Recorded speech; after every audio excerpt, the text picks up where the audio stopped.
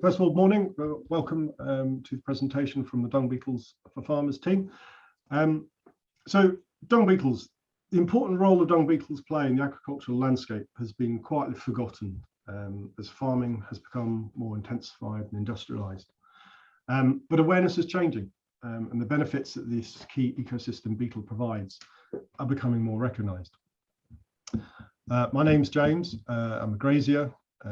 Farmer without a farm, so I don't own any land, and I provide a grazing service for regenerative and conservation grazing for landowners.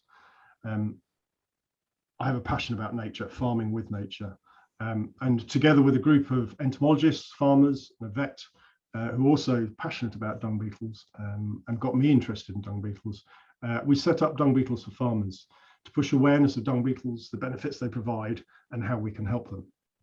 You're going to hear from three of the team today, and then we'll run a Q&A session at the end.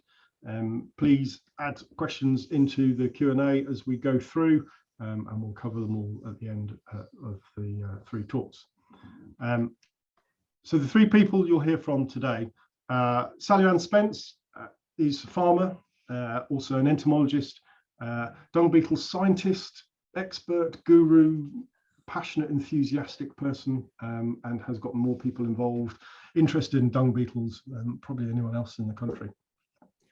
Following that, Bruce, who's a dairy farmer in Ireland, running a large 300 head dairy farm. He's also just submitted and completed his Nuffield Scholarship on Antiminted Resistance mitigation measures. Can they benefit the environment through employment of grazing strategies and dung beetles, and through that Bruce has become an effective dung beetle farmer to a certain degree, and we'll hear a bit about that. Finally, Claire Whittle is a vet, Nuffield Scholar at the moment, looking at regenerative agriculture principles, improving the health and welfare of soil, but she has a particular interest in dung beetles and is often found delving around in dung whenever she's on farm. So I'm now going to hand you over to Ann, who'll talk about dung beetles, why they're important, and some things that are impacting them. Bruce will then follow, talking about how he farms profitably while supporting dung beetles. And finally, Claire will pick up at the end and give a vet's perspective on managing parasite worms in a dung beetle friendly manner. So over to you, Ann. Right, well, welcome everybody. I'm going to just take you through a little bit of an introduction to the dung beetle group, the whole family of them. So we have various different species in the UK, and we pretty much split them into three groups. You have the Onthophagus, which is the species, we've got 6 of those in this country now, and they are the true scarabs. So if you think about the Egyptians worshipping the scarabs, and you've seen them on the amulets on mummies and things like that, very sensible of the Egyptians, you will see the shape there, you'll recognize the shape. And on the whole, this species group is quite small, and we've, as I say, got 6 species of those. And they're living in an area of the dung where they're taking the dung and just going very slightly underneath it, building chambers into the soil. Then you have the Geotrupids. These are our biggest dung beetles in size in the UK. We've got 8 species. And they're all pretty much black. There is an exception with the mutator, Geotrupids mutator, where you have a slight coloration differences on the exoskeleton, but on the whole they're black. But if you turn them over, they've got this beautiful iridescence, and they're the one that a lot of people see, and they're tunnelers. So we'll talk a bit more about them in a little while. And then the Aphodia Irons, which is the biggest group of dung beetles we have in the UK. They're all pretty much the same shape as the one you've got there, sort of almost a pill shape. And there's 43 species of these. There's a lot of variables in dung beetles, which I'm going to be talking about in a minute. But those are your 3 groups. And it's a case of recognizing them by size and by shape. But there's variables in size as well, but certainly by the shape, and that will help you distinguish them from each other. But we'll come on and have a look a bit more at them. But that's your 3 groups in the UK. We do not have rollers. We have a group of beetles called the Minotaur Beetles, And these are dung beetles that will make a hole near some dung, and they will roll that dung into their hole. But the dung that they are going for is normally in a pellet shape. So something like rabbit dung or deer dung or sheep dung, if it's in those pellets, that pellet formation. So they're not true rollers. They're not taking the dung. They're not making it into a ball and particularly rolling it away. They are just merely moving what is already in that shape. So if we can go to the next slide, please, James. A little bit more about the dung beetles. So no rollers, but we do have the tunnelers and we do have the dwellers, those that live in it and those that live under it. So we were talking a minute ago about the geotroopids digging holes. These can go to 1 meter, a little bit lower if the ground is perfect. So sandy soils, light soils, things that are easy for them to dig through. They will actually excavate quite a large hole, which is quite important for ecosystem functions, which we'll talk about in a minute. And then they will have chambers, and in those chambers they will put their brood balls. So they'll make the dung in down and pack it down there.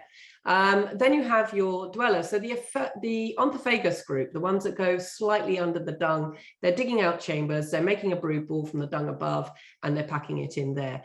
The brood balls aren't always, well, they make the brood balls to lay an egg on, but they'll also obviously be taking dung down to eat as the adults as well. And then the Aphodia Iron groups are actually making chambers within the dung pat, and they are laying their eggs and having their larvae within the dung pat. And you will find that when you open the dung pat and you see the larvae in there, and they're a C shape, which is very typical of the whole of this group, the Scarabs group, you get this C-shaped larvae. You might have seen it if you've ever come across maybugs, cockchafers, things like that. You always get this sort of C-shape grub, and that's what they've got. And if you open up the dung pat and you find them there, you'll find them in a little area where they've actually got a little chamber that they're inside, and they're feeding from that. So that's what you will see. It's more uncommon for you to be able to see the other two groups in the larval stage because they are in the ground. So a little bit more about when you're going to see them. Time of day.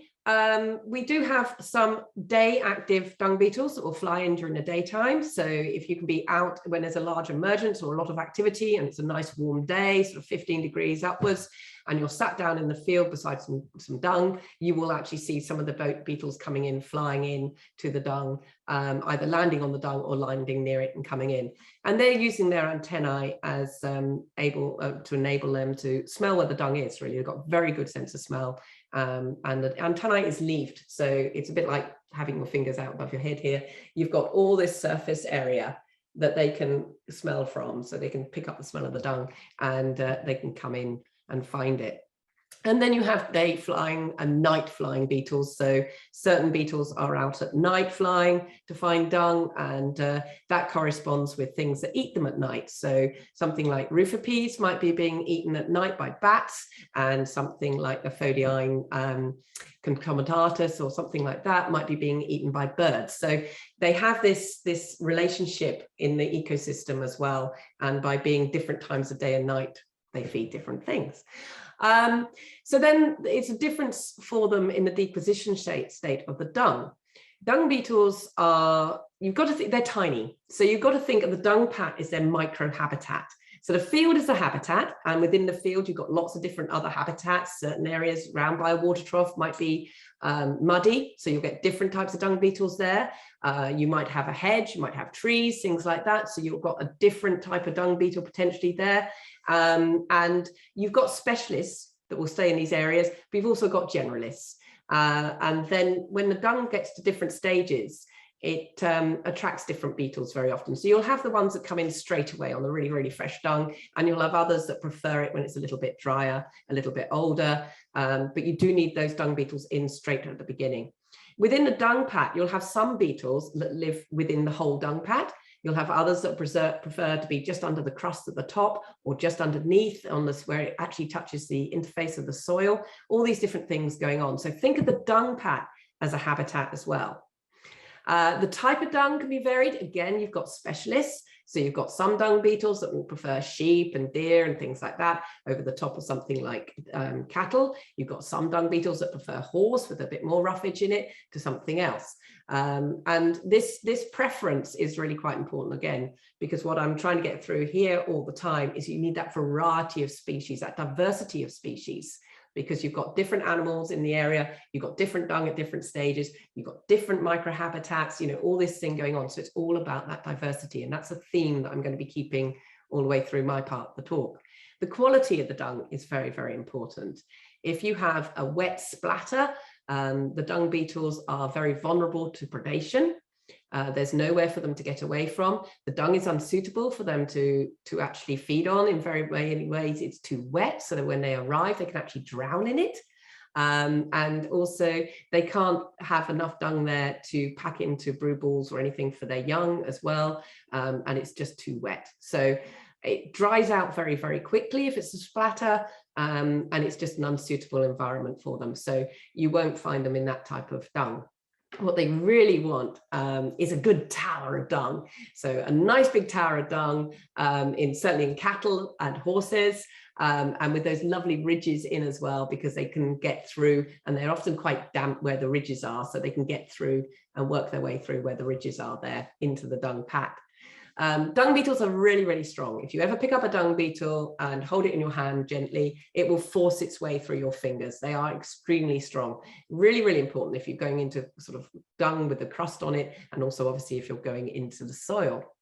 And talking about the soil, so there's different types of soils. As we know, you have all sorts of different soils, clay loams, all sorts of different soils, and certain dung beetles prefer different types of soil. So we have certain species in the UK that are in the lower half of the UK, southern species, slightly different to northern species as well.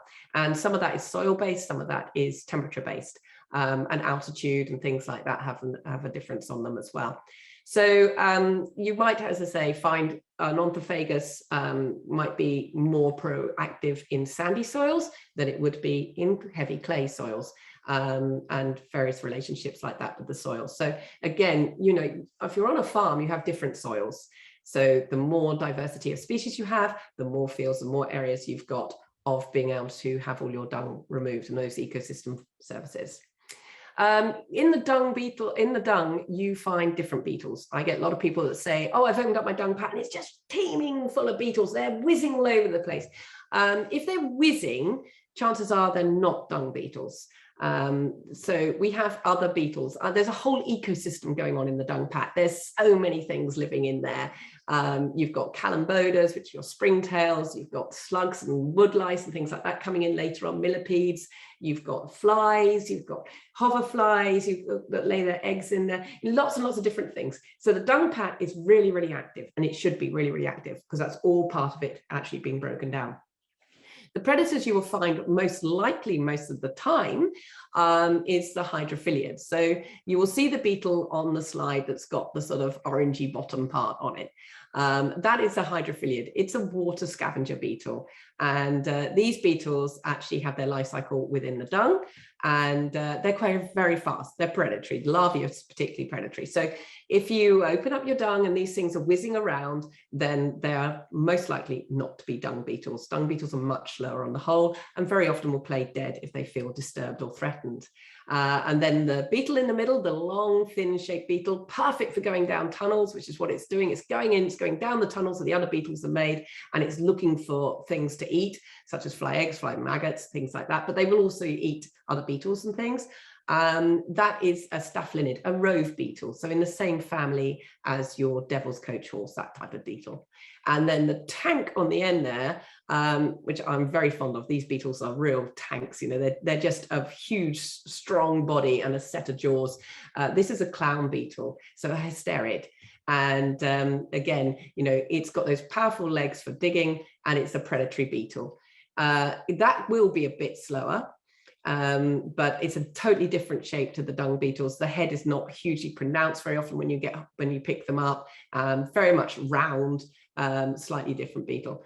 But as I say, the one most people come across is the hysterids, the water beetles, and they are very fast, and they come in a variety of sizes and species, so you will see those as well.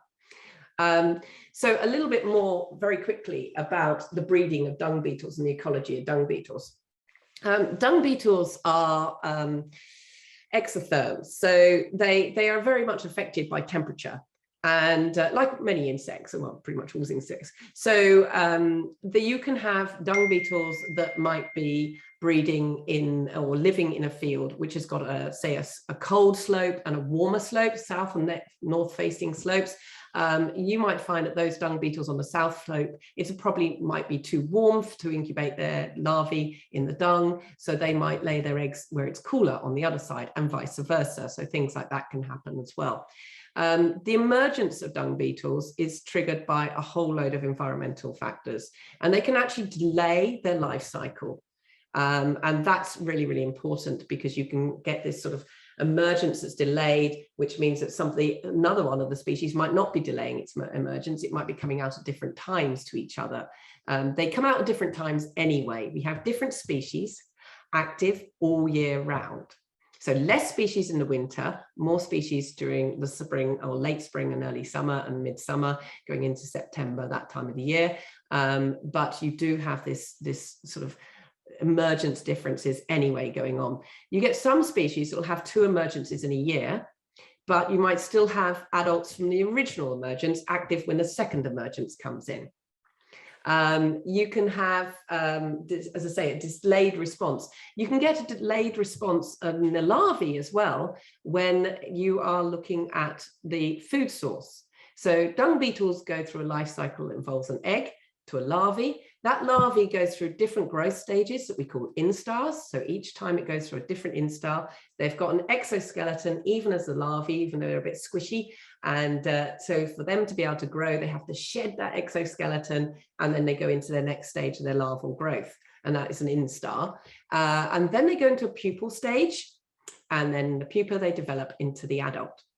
So if they have a limited food source during the larval stage, the larvae just simply won't grow as big. It will go through the various stages, but it will not grow as big, which means that when the adult emerges, it's much smaller than what you would imagine the adult for that particular species to be, according to our charts and everything else. And this is why you can't always go on the identification charts on the size of the adult. But it's still perfectly able to breed. And if you get more dung available to them the following year, or that time when they start breeding, these are insects, and they can very, very quickly repopulate an area. So you do get this variation to cope with the lack of food. And that's really, really good survival strategy, because it means that, as I say, you've got less food, but they are still there, and they can quickly repopulate. Then you get different things happening as well. You get certain males that in particular be called major males. These are dung beetles that are really strong. They've had all their food. They're really quite big. Certainly if you've got a species that's got horns, they've got a very long horn, you know, he's the guy, he's a really big beetle. And then you will have a minor male, which hasn't developed quite the same.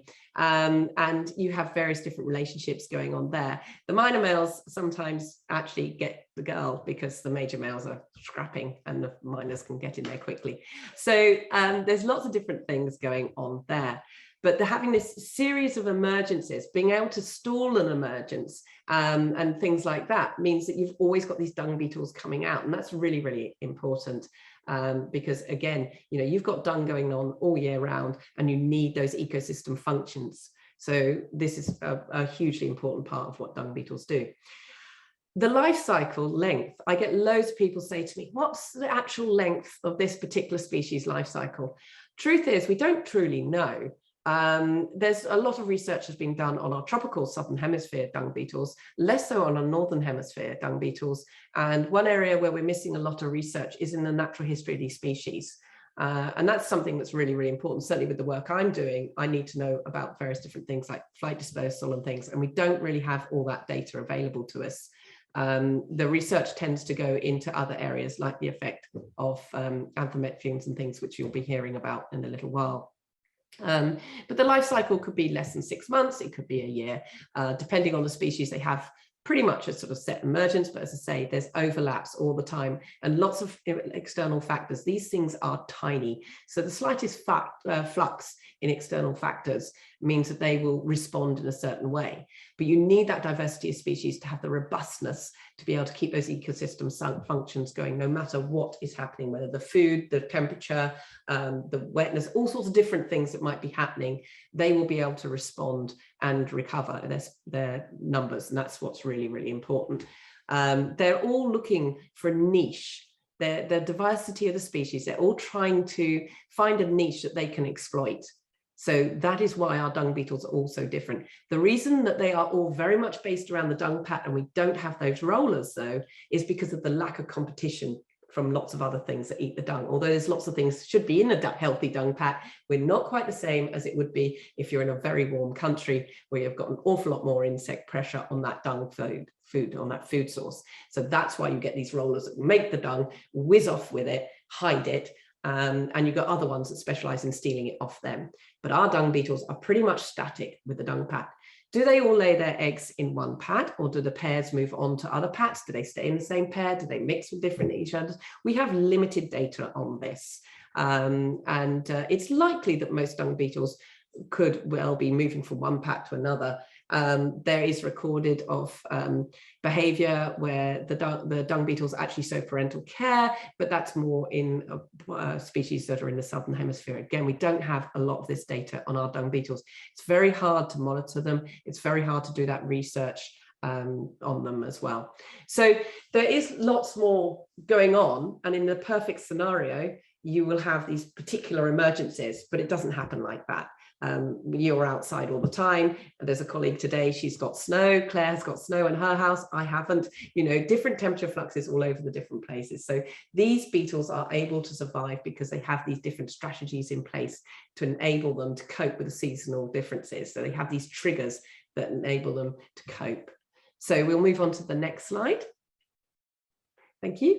So why are they important? Well, they are hugely, hugely important. I cannot underestimate or let you underestimate how important these beetles are. They may be tiny, but they are absolutely mighty. They are a hugely important thing for the biodiversity on the farm, for the farm health, for your soil health, for your livestock health, all these different things all happening within this one species group. There's lots of other insects out there that need a good shout out. I'm not going to do that, but dung beetles are something else. So what can they do? Well, the first really obvious thing is that they reduce pasture fouling. If you have no dung beetles moving that dung down, breaking that dung down, they need to get in there right at the very beginning. The dung very quickly changes its matrix and everything in the weather and in time, over time, and fungi come in and various other things go on. Dung beetles are working in part of a group of things that are breaking down your dung and very good, useful for your soil health. It's not just dung beetles, they work within a group. But if you take the dung beetles out, that group doesn't really kick in the same. So the pasture fouling is obviously, if you don't have things there removing your dung sits on the surface. As your dung sits on the surface, it sort of pollutes, if you like, your grazing. Your animals are not going to graze where there's lots of dung. And then you have a build-up of parasites and various other things going on. And it's not a healthy system. It's not a healthy system for your biodiversity. It's not a healthy system for your soil health. It's not a healthy system for your livestock. So the dung beetles reduce that pasture fouling by simply breaking down the dung and getting the whole ecosystem to kick into gear. And obviously, if they are reducing the fouling, they're reducing your harrowing costs and pasture management like that, because you don't need to break it down artificially, because they're doing that job, and nothing you do will do the job quite as well as those dung beetles.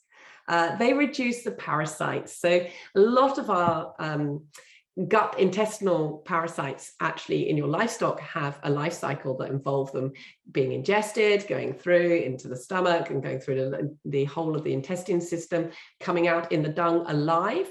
And then in the dung, they will go through another stage in their growth, and then they'll migrate out into the grass, travel into the grass, and the animals will eat them and consume them. And so this cycle goes on and on and on. It gets broken up by the dung beetles, because when they move into the dung pat and they break that dung pat down quickly, the habitat is unsuitable for those parasites to continue their life cycle.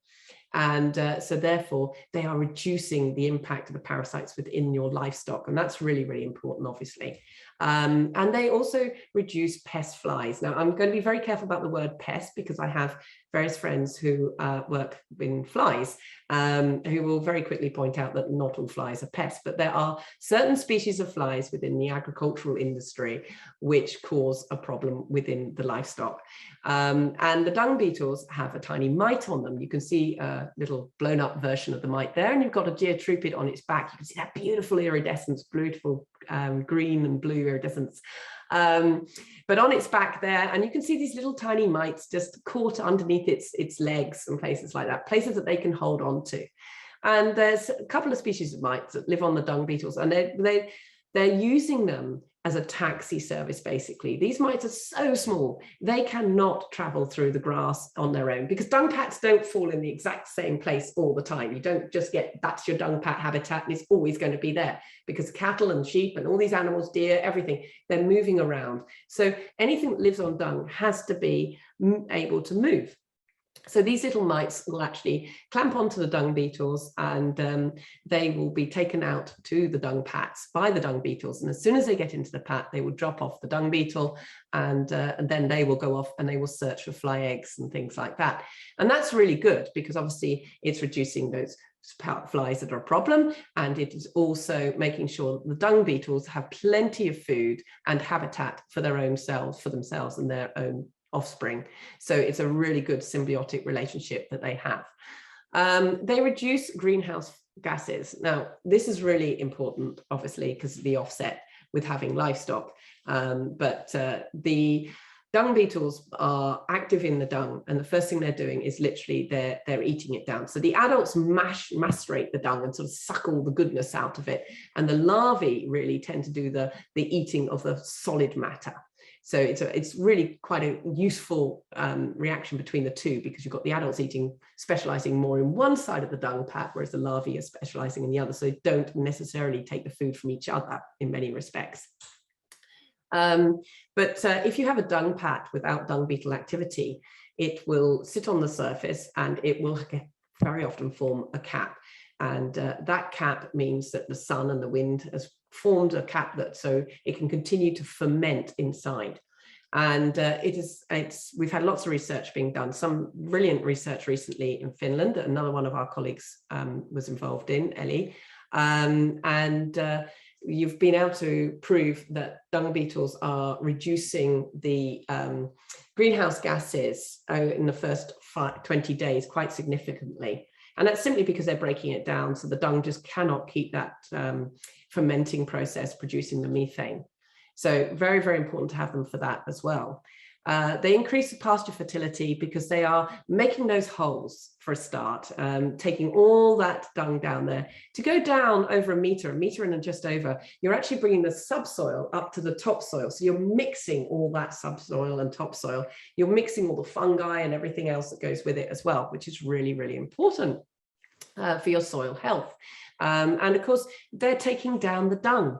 And where you have dung beetle activity, you have a lot of earthworm activity, and you get other soil invertebrates coming in as well. Might not be very useful for the dung beetle because they're probably feeding on the dung that the dung beetle's taking down there for its own family. However, this increases all this activity in the soil, and it just increases all the fertility by bringing that organic matter down, which means that it's actually really quickly available, making those nutrients available for plant root uptake. In the tropics, we have lots of work on their reseeding capacities, less so in the UK. We have tried to do some research, but it's quite difficult to actually monitor. Again, things are very small here too. Well, that was the other thing I was going to say. When they're actually digging these holes all the way down, we've got evidence now that they are reducing harmful bacteria and pathogens for food safety reasons. So something like E. coli, by taking it down and breaking it up and burying it, they're actually reducing the risk of these in some of our food sources. So that's really quite important too. They increase the soil organic matter, which is the same as the fertility, basically, by taking that dung down and recycling it straight through into the soil itself. And if you're digging tunnels down nearly 1 meter deep, you are increasing the soil aeration. There's an awful lot of air in soil, and you're increasing that soil aeration. You're increasing the compaction, reducing the compaction. You can see on one of the slides down the bottom there, I've got a geotrupid in my hand, and each one of those red dots indicates where there has been tunneling. This is a year where there was a mass emergence of geotroopers. You don't often see them quite like this. You might get 2 or 3 in a pack, but in this case, there's an awful lot of them. Those holes were all going down nearly a meter, because that's quite light sands, and it's quite an impressive thing. And if you think that there's one dung pat here, and then in a week's time there might be a dung pat here, and then in a month's time there might be a dung pat here, let alone the rest of the field, you know, that is quite an impact. For such a tiny insect, that is a huge impact, and is obviously will be reducing the compaction in a far better way than we can do mechanically. They improve water quality. If you've got holes like that everywhere, you've got the rain coming through, you've got water running into the soils, not over the surface, and then you're going through the whole filtration process. So by the time it reaches a major water source, it's actually gone through that whole filtration, and it's been able to do that because your pasture is a bit like a colander or a sieve, because of these holes that the dung beetles have been making. So reduces improves water quality, reduces runoff, rail runoff. So quite important. Again, we've touched on the subsoil and the topsoil. And increasing the biodiversity, yes, absolutely. Again, you know, you've got that dung underneath the ground. You've got all that dung, that activity. You can see earthworms have been, you know, they will come in and they'll be underneath the dung pat. They will bring in everything else in. There's all that soil invertebrates. Above, you've got all the activity going on in the dung pat because the dung beetles are there. As they're breaking it down, it's becoming more suitable habitat for more invertebrates. Those invertebrates in turn are going to be feeding other things. So your lizards, your birds, your bats, you know, bigger animals as well, your owls, you've got foxes, badgers, all sorts of different things coming in. So they really are important for the biodiversity, both below ground and above ground. They really are a cornerstone species, a really, really important species for doing this. If you don't have the dung beetles activity there, you just don't get this sort of massive amount of biodiversity that they support. They're really, really important for that. We touched on the harmful pathogens and a vital food source. So, you know, there's lots going on with dung beetles. You they're immeasurable what they can do in your pasture land. You have a healthy system and a healthy amount of dung beetles. You have that diversity of species that allow for all these other probables to be going on. And you've got everything going on at once. You've got a really, really lovely farm going on there. That's really important. Right, our next slide, please. Whilst James is doing that, if everybody in the audience can hear me, the one thing I want you to take away from my part of the talk anyway is how awesome these beetles are. And it really is down to diversity. You need more than one species because they inhabit all these different niches, and you have specialists and you have generalists, and you need that mixture. You need that mixture. The specialists are just as important as the generalists. But you do need that mixture of dung beetles to enable you to have dung beetles at different times of the year and to be able to deal with all these environmental factors, especially with the climatical changes and things that we have. The fact that they're able to stagger their development in their life cycle is really quite a good survival strategy. And you might have one dung beetle in species that actually parasitize another dung beetle species as well. We do have that. We do have dung beetles that don't just stay in their own niche. They actually are exploiting the niches of others. So they're a very, very complex group, dung beetles.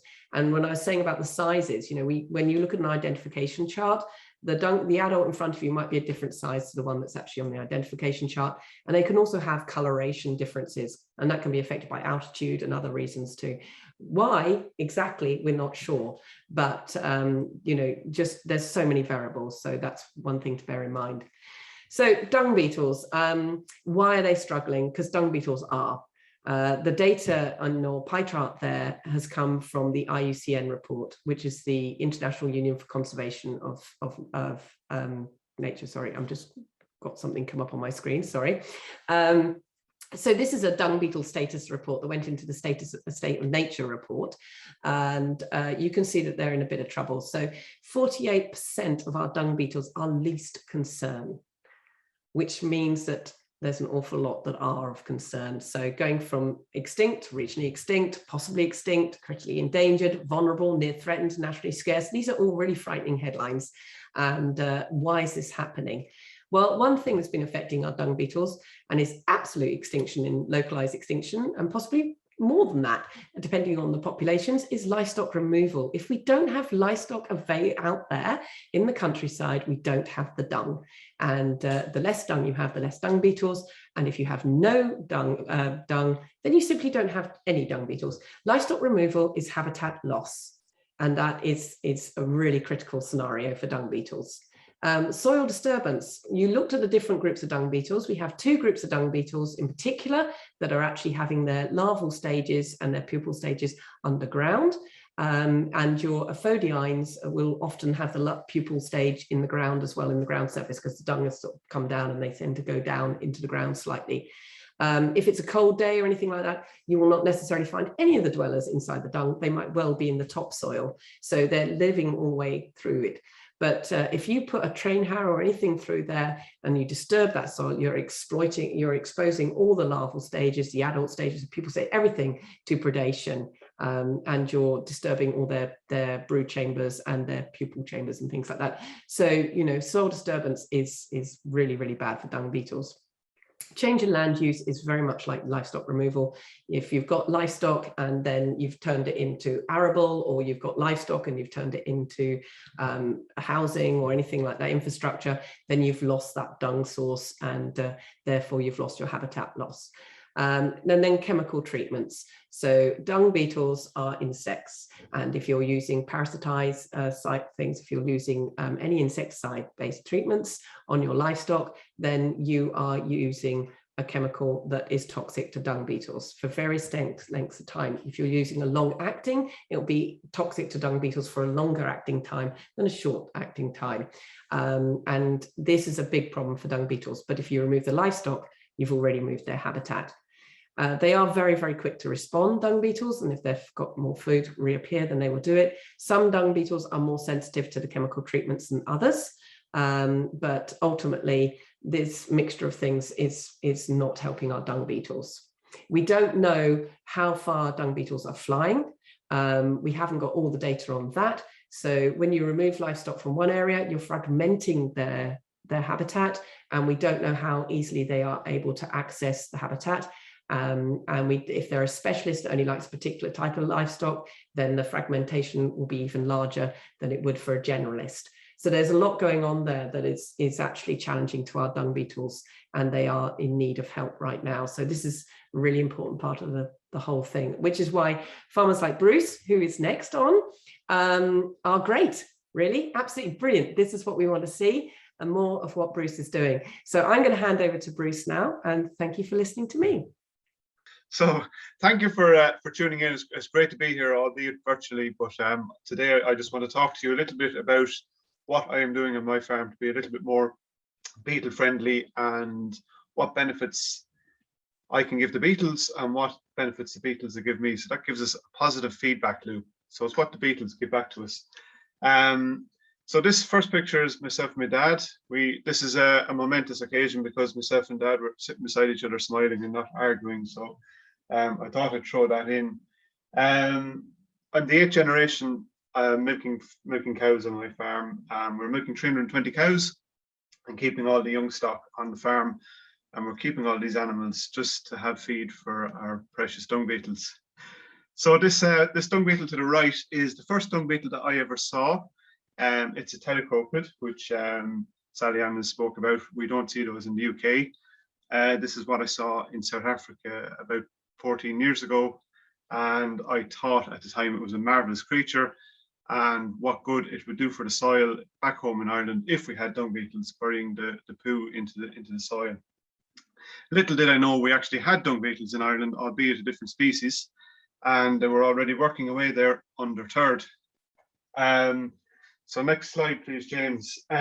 So a little bit about what's happening on our farm, what the beetles are doing for us with the positive feedback. We've used no antmintics, that means no wormers, in our cows since 2017. And our milk ELISA, we all know what ELISA testing is now.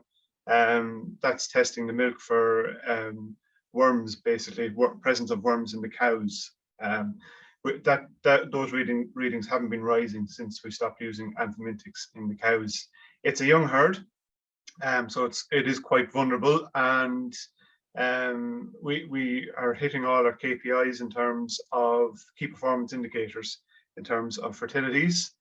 Cows are going in calf the same as normal, if not better. It's probably down to genetics more than anything. And our production is increasing. So basically just making the point that although we're not using the antibiotics in the cows, we are still performing as well and even better than we were before. So it's not affecting the performance. I will state, however, I will use antibiotics in the milking herd if I need to. I won't be throwing caution to the wind there. We do use them in the young stock. So yeah, they're the beetle friendly feedbacks to the farmer. So next slide there, please, James. I think Sally Ann hit I think on quite a number of the other benefits as well. But I'd like to show you this picture. There's plenty of pictures of poo on my phone. This is one of them. This is actually a fox poo. And what relevance is it? Well, we can see in this there's pieces and bits and pieces of dung beetles. So we know that foxes eat dung beetles. So we can see here that because my animals on my farm are beetle friendly, we are seeing a lot of dung beetles on the farm, which in turn is a food source for other predators, such as the foxes. We notice a lot of songbird activity on the farm as well. So this just shows that we have a good functioning ecosystem that's working with my herd. So they're contributing to biodiversity. In the bigger picture, we just need the right conditions for these things to flourish.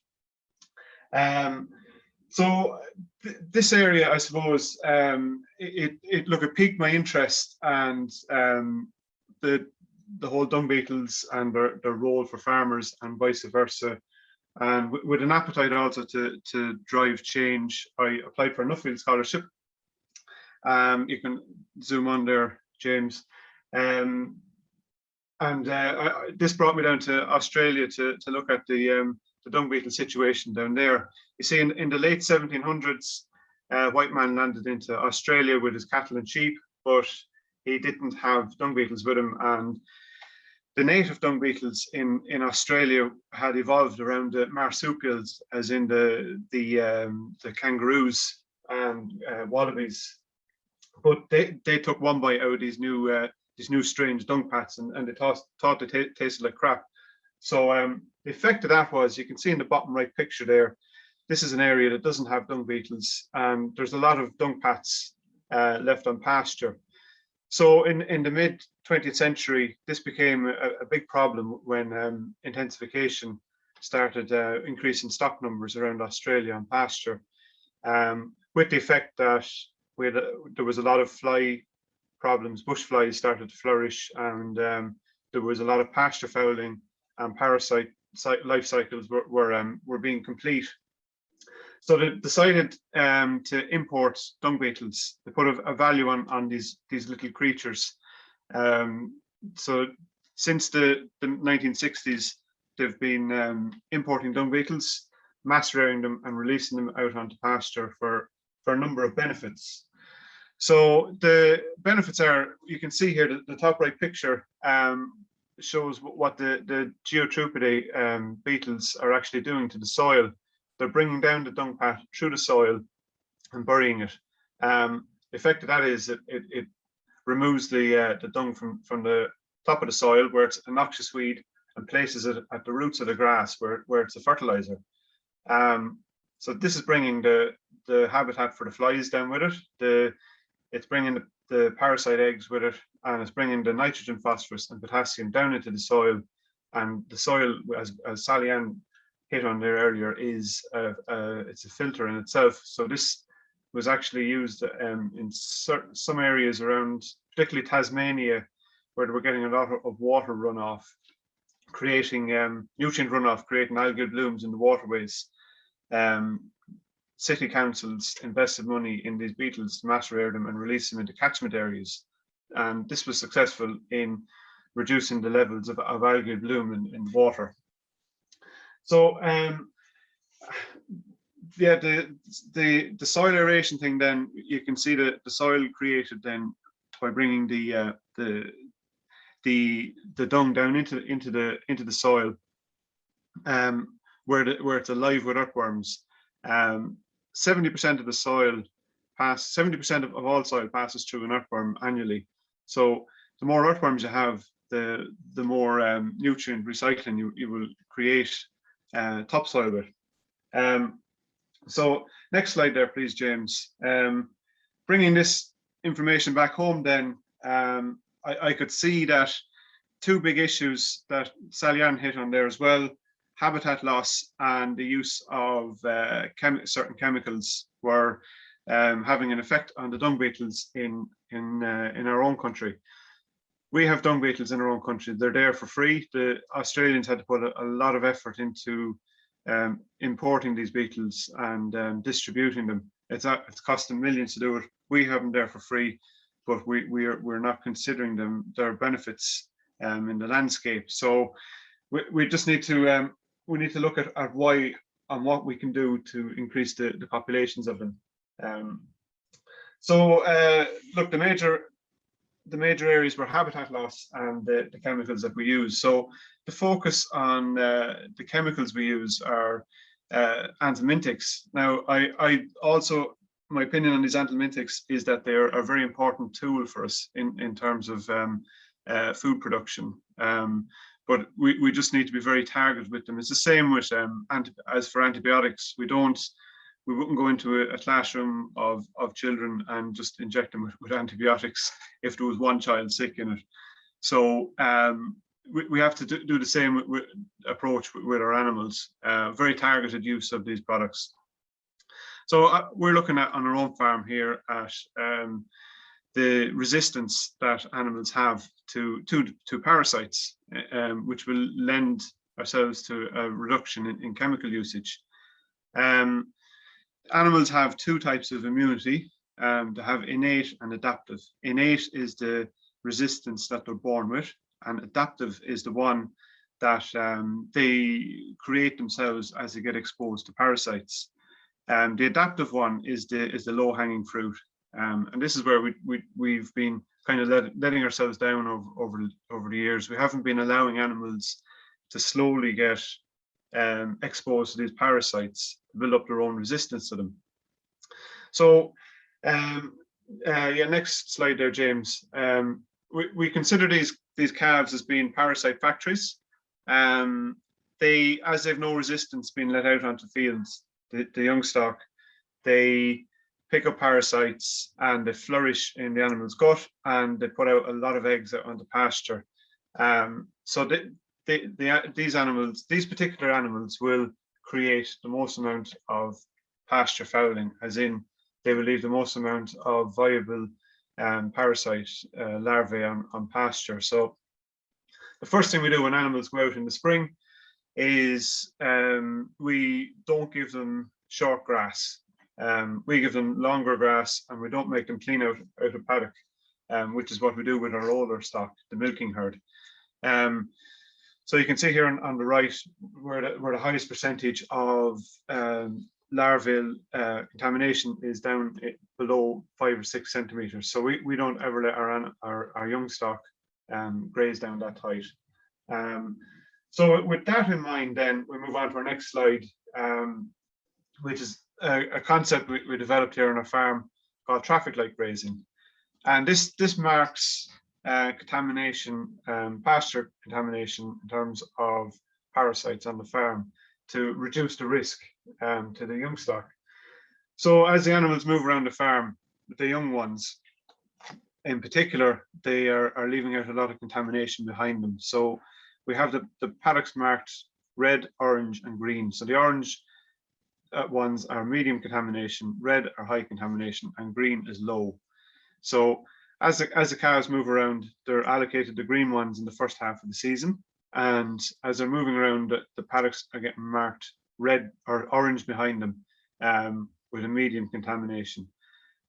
We will be testing the animal's dung in terms of parasite eggs or fecal egg counts, and should these egg levels rise, we mark the paddock that they're on red.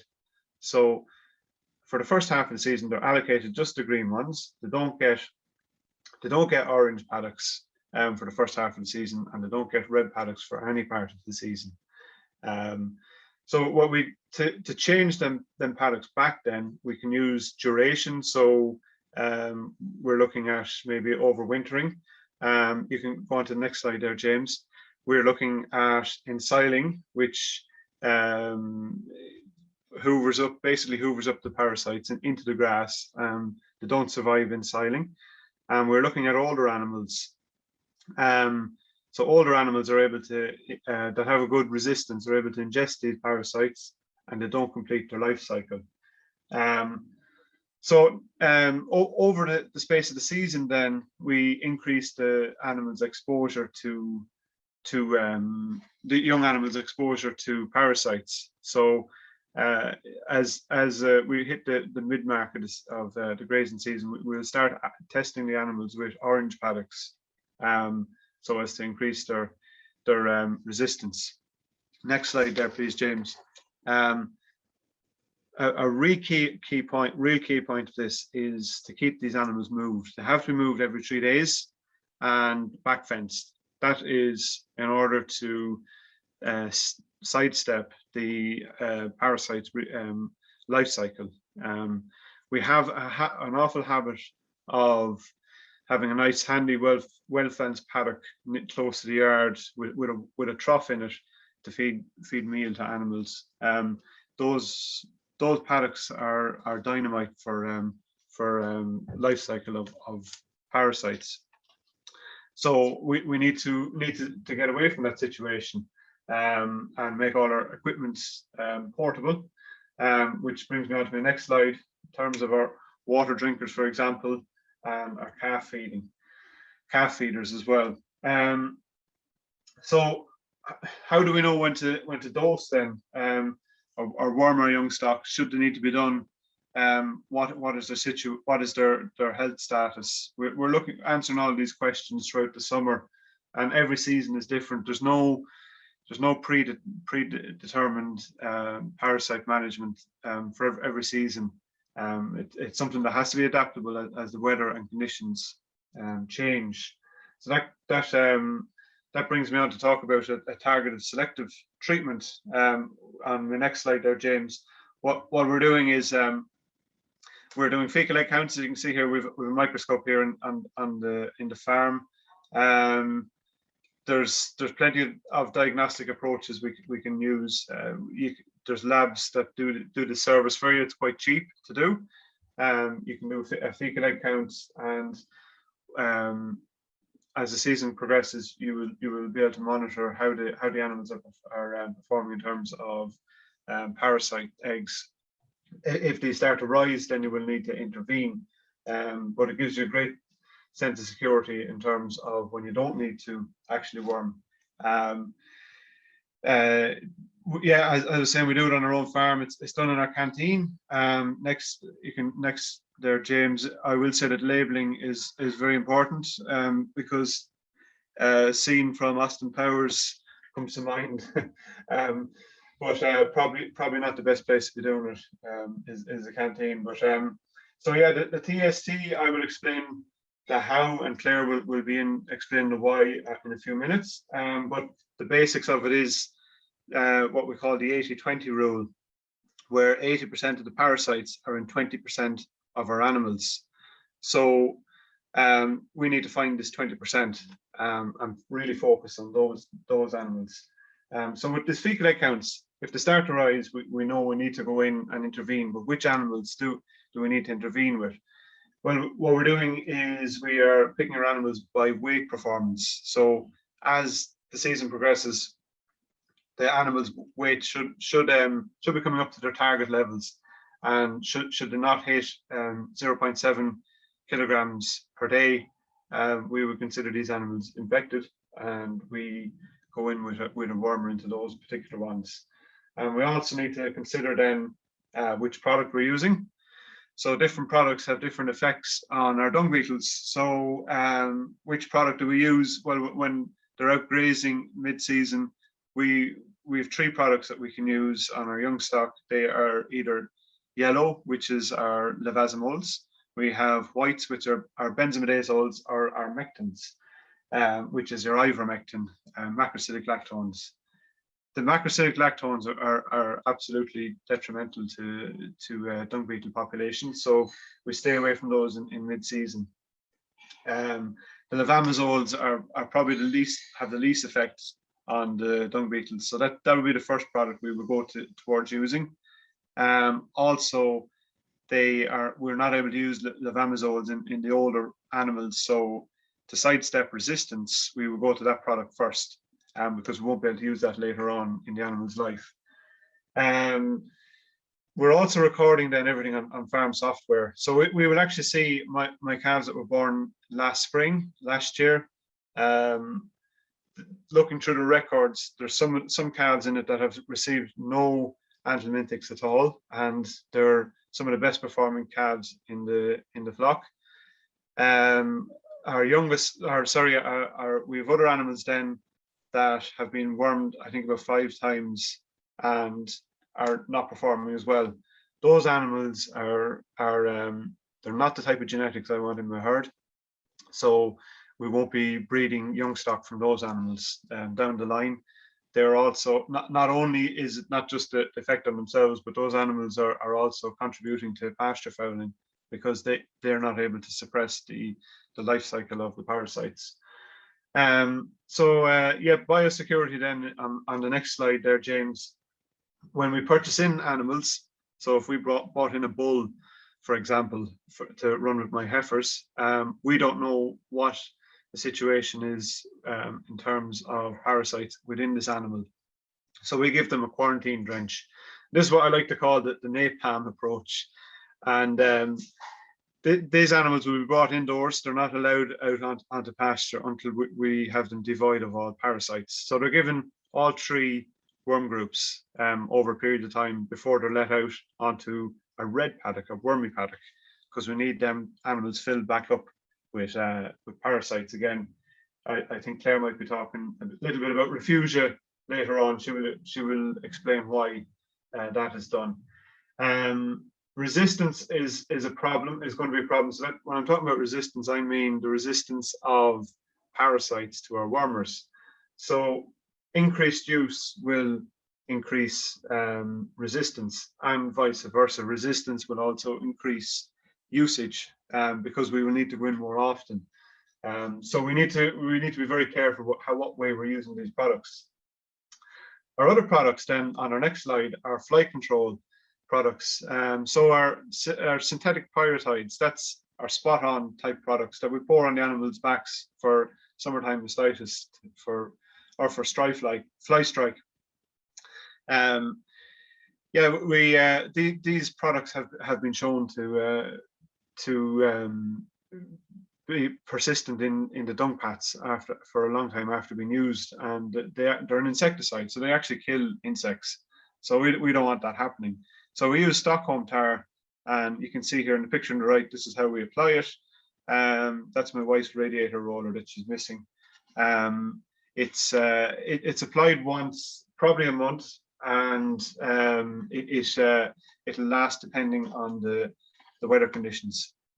So the other area Sally Ann hit on was habitat, and what we do with that, as we're a spring-based calving, grass-focused production system, we don't have too much of an issue with habitat during the summer, but during the winter we might let animals out for a few hours during the day. It's only a day or two once a month. It's nothing serious, and this provides dung pats for it's a lifeline for some of the winter active beetles. Next slide there. So to experiment with on my own farm with some dung beetles that what I saw in Australia, we captured some, and next slide there, we worked on a bit of mass rearing. Now when I'm talking about mass rearing, I'm not talking about my kids there. I'm talking about the dung beetle reproduction. So these were put into cages and reproduced. And the next slide then, you can see here's what was happening in the incubator. This is a fresh dung pat, and next slide, here it is 3 days later. It's completely gone into the soil. So they have the capabilities of burying a lot of dung in a short space of time. Next slide, then you can see here it's an a practical illustration of what Sally Ann had there earlier. You can see where the beetles are burying the dung down into the ground. That's about 400 millimeters deep. I will say though, mass rearing is certainly not an answer for a problem that has probably been caused through other processes. So it'd be like adding fish eggs to a polluted river. It's not going to answer the issue. So next slide then is this is what I call a confusogram.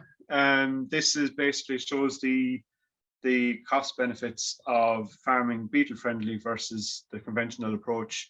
We're saving about $3 grand a year in wormer usage alone. This is not taking in soil health or any of the other benefits that were spoken about. So that's me, and I will lead you on to Claire. She's going to talk a bit about animal health and how this fits in with the dung beetles. So thank you very much. Thanks, Bruce, my dairy farming hero. Can everyone hear me okay, hopefully? So I'm Claire, I'm a veterinary surgeon and I work mainly in dairy practice in the northwest of England, a little bit in North Wales. I love cows, so please do excuse me if I revert to talking about cows. I have put my sheep headband on just to remind me, but I do tend to flip into cow mode without realising, so apologies for that. Most of this is applicable to sheep as well. So I'm going to talk to you mainly about parasitic worms in livestock. I would really love to talk about all the parasites and their endlessly fascinating lives, and it's really easy to just say, ugh, parasites. But some of their life cycles and their absolute ingenious methods of survival and their necessity and their ability to procreate is phenomenal, and it's often in very adverse environmental conditions. And if you do ever have the time to look up the life cycle of a liver fluke, it's definitely very impressive, so have a little look at that.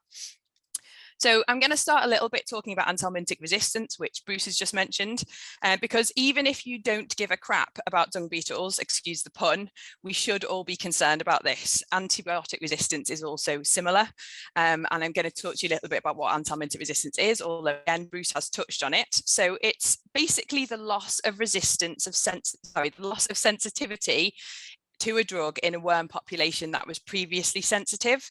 So it's then passed on through generations of worms as a heritable trait. And once it's on your farm, it's there to stay. And it can be really incredibly difficult to reverse. And we do hear stories of people having to destock in order to control worm populations. It's really important to note here that it's not your livestock that develop resistance. It's actually the parasites themselves. So just getting rid of the livestock off farm won't necessarily make a difference to that parasite. And a worm is said to be resistant if it survives exposure to the standard recommended dose of any antelmintic or worming product, as it's probably easier to understand. So talking of the actual products, we've got no new wormers that are coming to market. And it's really important, therefore, that we protect what we've got and that we only use them when absolutely necessary.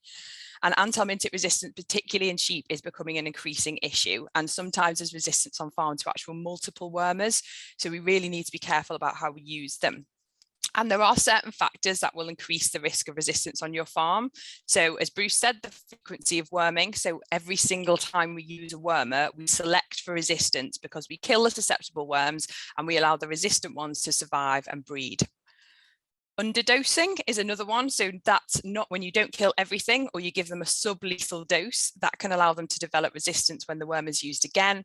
And weighing animals is usually the best way of reducing the risk of underdosing, and checking your dosing guns as well. Dosing and moving. So what I mean by this is when we dose our cattle or our lambs and then we move them immediately onto fresh paddocks. This used to be considered sort of gold standard. This is what we did across the board. But what we've come to realise is that this only leads to resistant worms being deposited onto your clean pasture. So we now think it's actually better to leave animals once they're dosed on the same pasture, at least for a few days before moving them, to reduce the risk of this happening. And the best way to reduce the impact of surviving resistant worms is to make sure that they breed with susceptible worms. So that's why, as Bruce does, we would recommend putting animals that have been treated in quarantine onto pasture that already has a worm burden, so that any survivors are not allowed to breed on their own, and they will dilute the resistant worms with the sensitive ones there. Blanket treatment is another one, so including those that don't need treating, and I'll talk a little bit more about targeted selective therapy in a minute. And how can you check if you actually have resistance? So how do you even know if this is a problem on your farm? So you can do something called the fecal egg count reduction test. So Antiminted resistance is said to exist if more than 5% of the worms actually survive treatment. However, unless you actually test for it, you don't notice the increasing lack of effectiveness of treatment until about 50% or more of those worms survive, at which point they're not being effectively dewormed. Production losses can be significant. So using these fecal egg count reduction tests, which is effectively doing a fecal egg count after treatment, and it will vary how long depending on what wormer that you use, that will check whether or not your worm has been effective, and that can gauge whether or not there's any resistance to that product. And I do now encourage all of my clients to be doing this. So how can you reduce your wormer usage? Next slide, please, James. So I don't mind admitting that parasite control was normally just a bit of a box ticking exercise for me, particularly with things like your red tractor health plans. It was something I would skip over, and it wasn't necessarily because I wasn't interested in it, but it was often out of my control to a certain extent. Now, the reason for that is that wormers here in England and Wales anyway, and in particular avermectins, are available relatively cheaply from trade and doesn't always involve the vets in decisions around worming. Interestingly, in Ireland, as Bruce will see, this year wormers are becoming veterinary prescription only. So I'm following this with interest, and it'll be interesting to see whether or not we actually follow suit with that. I know there's some vets listening today, so I thought I'd talk a little bit about what we do as a practice. So there's been a lot of talk even on the RFC already about integrated pest management in crops. And we have extended that thought process to integrated parasite management. So our practice have developed Ipm Planning, and we offer this now alongside our health plans. We start with a questionnaire which looks at your entire system. So that's from your grazing platform to your treatments administered. And then we even look at areas like your attitude to risk. Now that might seem an unusual one, but there are risks associated with not worming, and it's hard even for me to say, let's hold off with the worming for now. So I appreciate how difficult sometimes it is for farmers and people out there who are using these products to actually pull back a little bit from using them, but it doesn't mean we shouldn't do it. And then off the back of that, we can then develop a bespoke plan for your farm, and it is a bespoke plan, and that will cover everything from your fluke, your fly, your worm control to things like lice and mites. And to promote engagement in this, we now have a dump day at the practice, which is the one day a month where we offer half price fecal egg counting in the practice. We do free fecal egg count reduction testing for anybody who does buy a product through the practice to check for resistance. And we also have SQPs there now who are veterinary led in their decision making. So the PAT principle, which is PAT, that is the dung beetle for farmers spin. So James came up with this, and I think it's very clever, and it stands for prevent, assess and treat. Now there's lots more of this on the website, but I'll go through some of the points on there briefly, but your management decisions importantly have to be in that order. So next slide, please, James. So prevention, so how do you avoid animals coming into contact with worms in the first place? And Bruce has touched on some of these. So breeding your own replacements is the best way to avoid bringing any disease onto your farm. And yes, you can bring resistant worms, or you can bring lungworm onto your holding very easily when you buy in animals or you bring them on. So if you are bringing on stock or bulls, allowing them sufficient time in quarantine before joining your herd or flock to deposit their resistant worms in a quarantine area. So quarantine isn't just about worms, it's about all infectious diseases, and it's probably the one time I would actually advocate for worming animals, and maybe I would definitely speak to your vet about using either one or more than one worming product to eliminate resistant worms. But yeah, as I say, speak to your vet on that one. So healthy livestock. So we all know that healthy animals, just like us, we're more likely to be able to resist infection. So looking at your overall flock and herd health with your vet, even so far as to ensuring good colostrum intakes in young animals, so they are as healthy as they can possibly be when they hit that pasture for the first time, that will reduce the risk of infection. Bbd vaccination as well. So cattle, Bbd causes immunosuppression, and immunosuppression obviously again leads to that increased risk of other diseases. So finding out if it's present on your farm, that's a really important part of it. And both England and Wales now offer funding to support this, and vaccinating for Bbd if it's required can really help here. I've got lungworm vaccination down on there. I often get told that people worm because of lungworm and that gutworms aren't necessarily the issue. Lungworm vaccination is available for cattle, and it's a very, very effective vaccine. I think it works wonders. So again, please do chat with your vet if lungworm has been an issue on your farm. It should only be used when it has been diagnosed, or it can be money wasted, as it basically relies on cattle ingesting small amounts of lungworm throughout the season to boost that immunity from the pasture. And then we've got nutrition. So obviously, again, we know how important nutrition is, both in our cattle and in our sheep, and ensuring that our livestock are on a good plane of nutrition is really important. And sheep on a higher protein diet have actually been shown to have lower worm burdens. And there are lots of natural antiparasitics out there as well. So plants such as chicory, and I heard some chat this morning about diverse herbal lays. Studies have demonstrated up to about 40% reduction in sheep worm burden when they've been on chicory, and things like plantain and sainfoin also have demonstrated these antiparasitic effects. And then we've got longer sward length, which Bruce also discussed, which can play a role. It is likely that it does have more benefits in a diverse lay. The effect of having all the worm eggs at the grassroot level is not shown to the same extent in ryegrass systems, but that is probably just another further argument in favour of diversity. And mixed grazing can be useful. So aside from fluke, which affects both cattle and sheep, mixed grazing with cattle and sheep can be beneficial in terms of reducing parasite burdens there. And I just wanted to touch a little bit on young stock paddocks. Now, the reason I wanted to go down this route is that young animals actually act as multipliers. So that means they ingest and then deposit really high numbers of worms onto the pasture. So using the same young stock paddocks year on year can lead to really high worm burdens in this area, and stock that actually require lots of treatment. And I understand the reasons for some of this. It might be that they're paddocks that are near the farmhouse where you can actually keep an eye on the animals, or it might be the fields that are actually furthest away from the dairy parlour, for example, so they're not interfering with milking cows. But if you can mix up these areas where young stock graze, you can reduce your worm burdens. And using a traffic light grazing system, like Bruce demonstrated, so where you've had young stock grazed, make that a red paddock so they don't go there again the following year, or graze it first with adult animals to make it into an orange paddock. That can be helpful, as adult animals can act a bit like a hoover for parasites, and they're not as affected by worms in the same way. Next slide, please, James. So assessment. So a couple of pictures on here.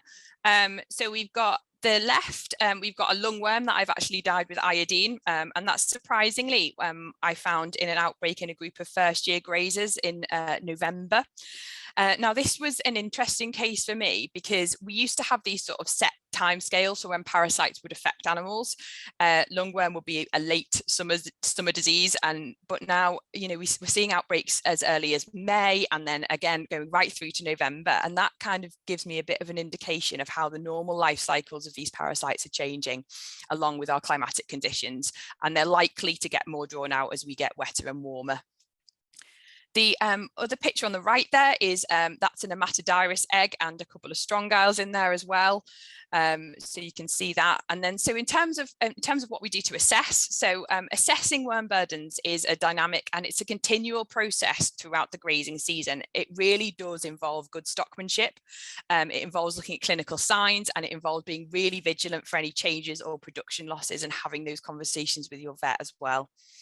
So fecal egg counts, or FECs, FECs, most vets will offer this service, but you can do DIY ones, so you can get microscopes quite easily online, or there's options like a FEC pack, which is another product which does the counting for you effectively. If you are going to do DIY fecal egg count, please do, again, get some help from your vet or send your samples to the lab to quality control yourself. I do it from time to time.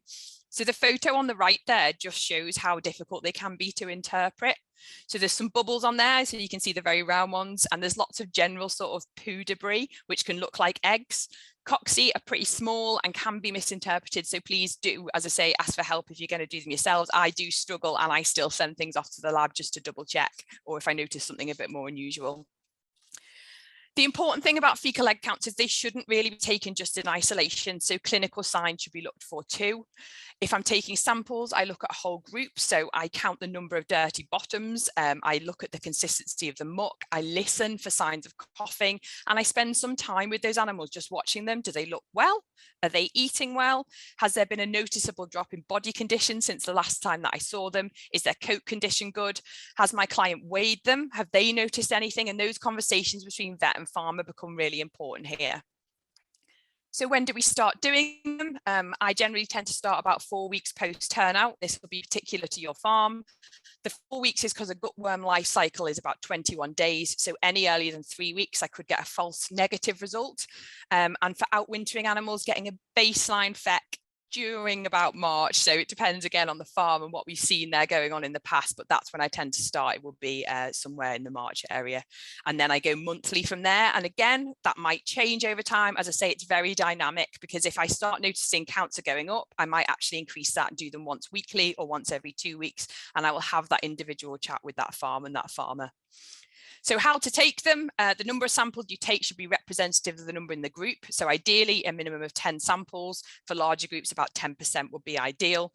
Make sure you take samples from each management group. So what's going on in one field or one age group might be different and might not be reflective of the rest.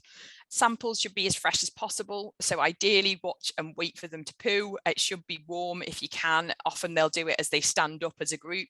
Or if you can take samples within 24 hours after moving to fresh pasture, those ones on the last field should be as fresh as possible. So again, I'm often asked the reason for this. So what we're actually looking for on the slide is worm eggs. So worm eggs will hatch into larvae and make their way onto pasture before being ingested again. So if it's left longer than 24 hours, hatching can occur. And again, you can get this false negative result when you're looking for worm eggs, not for larvae. Usually you require about 40 grams per animal. Try and take samples from a couple of areas, expel as much air as possible from the pot or the glove, and take them individually. Don't pool them yourself, get the lab to do that for you, or your vet practice. You can store them in the fridge for a couple of days because you slow that hatching process. But yeah, so that's a basic run through. There's a bit more on our website there if you want to have a little look.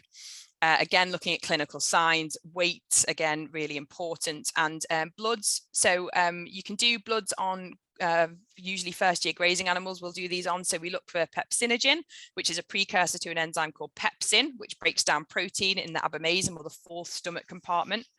So osteotarga is a stomach worm in cattle, which can cause significant losses, usually in second year grazers in their second spring. So the worms actually emerge from the stomach lining, so they overwinter in the animal. But in late autumn and winter, as the worm actually goes into the lining of the stomach, we can see elevated levels of pepsinogen in the blood, and this can guide whether we worm at housing or not. And then, yeah, just a final one there. Most mature animals don't need worming, and particularly if they've been grazed year on year. And if there is one area I think people could make a significant difference to worm use is to stop that practice. Next slide, please, James.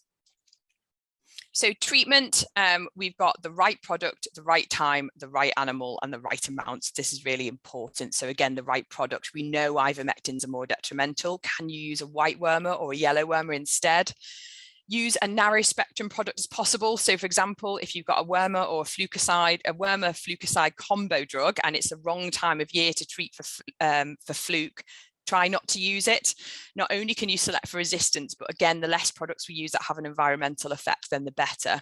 The right time, do they actually need it? What have you done diagnostically? Dose, make sure you're using the correct dose all the time, and calibrate your dosing gun every single time you use it. Check the storage requirements for your wormer. And then talking a little bit about TST. So again, Bruce mentioned this, but we talk in the context of wormer resistance, we talk about refugia. Now, refugia refers to untreated parasites that allow the maintenance of wormer sensitive parasites. So in practice, what this means is it treatment of only a proportion of animals rather than a whole group, leaving some part of the parasite population untreated and free from the selection pressure applied by the exposure to the wormer. And that reduces that risk of resistance there as well. So if you do need to treat, can you leave the animals that are performing the best? So the likelihood is they probably don't need worming. So often I'll start with the top 10%. So don't worm the top 10% of performing animals. And then you can increase that year on year as you get more comfortable with how it works. And again, we've got Bruce's use of a dump paddock, so the amount of wormer excreted does reduce over time. And trying to keep it in one area and away from river systems can help, although there was a recent study by Bryony Sands which found lethal effects of ivermectin on Daphnia still seen about 4 months after storage of FYM. But even so, you will still reduce the lethal effects of those wormers by trying to keep it in one area and not spread it out across the farm. Finally, James. Thank you. So in terms of resources, there's some really great resources out there. There is cows, there's for sheep, which is control of worms sustainably. There's SCOP, sustainable control of parasites, which is all to do with sheep. They've got some great websites online. And the AHDB produce a parasite control guide every year, and that's got a full list of all of the wormers, all of the flucicides, etc. on there. And they're all broken down into white, yellow, clear wormers, purple and orange as well. So you can see them. It's got all the withholds on there, and it's what I tend to use as the most up to date in terms of worming products. So in terms of going forward and pushing things on, I'm currently working with a brilliant group which is based at Morden, so that's run by Philip Skuse, and that includes farmers and an incredible selection of researchers at universities, with SCOPs, with cows, and with the Veterinary Medicines Directorate, who are overall responsible for medicines in the UK. And we're looking in more detail at the environmental effects of the products we use and hopeful to offer, again, best practice solutions to some of the challenges that we've got coming up. And to finish, I would just really implore all of you to please involve your vet in your parasite management decisions. Speak to them about dung beetles and about native fly parasites that are affected by fly treatments, and all of the wonderful little creatures in poo that are affected by the products that we use. It's really, really important that we all start to get on the same page and really understand how vitally important dung beetles are, not only for biological parasite control, but all of the other benefits that they bring to our farms. Thank you. Thank you, Claire, and thank you, Bruce and Sally. Ann. A huge amount of information there. Last slide, everyone, just to quickly give a summary of the dung beetles for farmers. So, as mentioned earlier, we're a group of people that are really passionate about dung beetles and trying to increase their awareness. We have a website where there's a lot more information if you're looking for it. We're also on the usual social media stuff as Dung Beetle Farms. Where next for us? So one of the things we're looking to do this year is around dung beetle survey guidance, how to actually kind of look for dung beetles, see how many you've got on the farm and things like that. More content on the website and that kind of educational visits, knowledge transfer. We are looking for some funding as well to try and help doing that. At the moment, we're kind of all voluntary, doing it out of our own time and money. And to kind of promote what we're doing, we're working with people like Sustain, Rothamsted, and the Pasture Fed Livestock Association to try and push that awareness out. So if you want to be involved, please feel free to get in touch through the website or through social media. And with that, we have got about 5 minutes left to do a few Q&A. So I know we've had a lot of questions in. We probably won't get round to all of them, but we will keep going until we get cut off. Anything we don't answer, we will try and do on Twitter for you. So first question was probably for Sally Ann, for you. Dung beetles, are they primarily found in cattle dung? What about horses and different species and different dung? And if I add to that, another question about horses with poo picking. Poo picking, yeah. So horses and pasture management with horses is a little bit more complex than it is with sheep and cattle in many respects, because of the fact that they're very often kept in very small paddocks. You might be in a livery yard. You've got transient animals coming through, all sorts of different things going on. You might have requests from the yards to have a certain parasite management plan in place, a certain date that everybody worms, all this sort of different thing. For that sort of thing, you need to speak to Claire. Absolutely, you know, this is a veterinary thing. You might not necessarily need to worm. That's something that Claire's been trying to get across, and is very right. You know, it's an assessment of whether you actually need to do those treatments. So going back to what the pasture clearing, the poo picking of horses, I would like to say, please don't do it. But I appreciate that this is not always very easy, again, in those small parcels of land, the way horses graze, all that sort of thing as well. If you have got a larger field, and you can possibly resist the urge to poo pick, then you can also use sheep to clear those areas, because horses obviously, you know, they have their areas that they defecate in, and you get that long grass and all that mess and everything else. You can have your sheep going through, and that also allows a constant supply of dung, and it helps break up the parasite burdens as well and various other things. So poo picking, please leave it. If you remove it, it is habitat removal from the dung beetle's point of view, and that's going to be highly detrimental to that population of dung beetles. They might also be ones that are using it transiently to move across the landscape. What was the other bit of the question? Very quickly, sorry. So is it just in cows, different beetles and different dung? Yeah, so our dung beetles, you have the generalists that will go for llama dung, or not so much, well, yeah, they will go for a bit of llama dung, but they'll go for bison dung, they might go for deer dung, they'll go for cattle dung, sheep dung, all these different things. Then you have your specialists that are going to stay with the animals that are very native to our country, so cattle, sheep and horses, and deer. And rabbits and things like that. And then you'll get your absolute specialists that will prefer sheep dung over something else, or they might prefer horse dung over something else. And then you get the ones, this gets even more complex. This is the beauty of dung beetles. This is why you get sort of sucked into dung beetles and studying them. You'll get ones that actually like the dung where it's horse dung, but they prefer it in a woodland shady area than out in a sunny area, etc., etc. So yeah, you do get specialists that are specific to certain types of dung in certain type of animals, but then you get your generalists, and you need the mixture, that important thing, that message about diversity. You need the mixture of the species to do all the job. Great, thank you. Just moving on, so a couple of people have asked questions about having livestock around all year, how useful that is, and whether, you know, having cattle nearby is enough for habitat for dung beetles to survive over winter. Yeah, basically we have dung beetle species active all year round, less in the winter, but you need that dung there for that massive emergence in the spring of more species. If the dung is already on the ground, then they can feed. Really, really important with these climatical spikes that we're getting now, because if you have a big emergence of dung beetles during, say, February, and the dung isn't already there, then that is problematic for the survival of those adults and those individuals.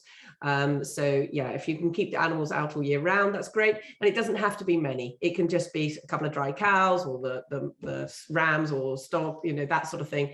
Just a bit of dung out there all year round is really, really important for the continuality of all these different species. Thank you. Apparently we are going to get cut off exactly at 12:30. We will endeavour to answer the rest of the questions on Twitter afterwards. Probably very, very quick last one for you, Claire. Your integration pest management sounds really interesting. How widespread is this approach in the vet world? Hopefully getting more so, and I think it will become what I was saying about Ireland before, and them going veterinary prescription only. I think that is it'll be interesting to see how that plays out here as well, because as soon as it becomes veterinary prescription, really something should be diagnosed to prescribe. So I think I would like to think it's getting more traction, and I hope that there's a lot more vets getting involved with it. I'm part of a bigger group of vets as well, so that's going out across all of our practices if they want to use it. And yeah, it's yeah, it works well. So, and it gives me a bit of it gives me a bit more of an idea of all the different things that are happening on farms and all the products that I've been using. So, and even if they're not doing it, and just sit down with your vets and talk about your parasite management and how it works. If that's, you know, it's often an area that gets a bit neglected in the health plan, but it's really, really important for all of these other species. Brilliant. Thank you very much. That pretty much draws us to the end. Thank you, everybody. The final thing was, Sally Ann, someone said, when are you going to write a book, please? Thank you very much for coming, everybody. I hope you enjoyed the presentation. Please do reach out on social media, get in touch if you've got more information. Thank you.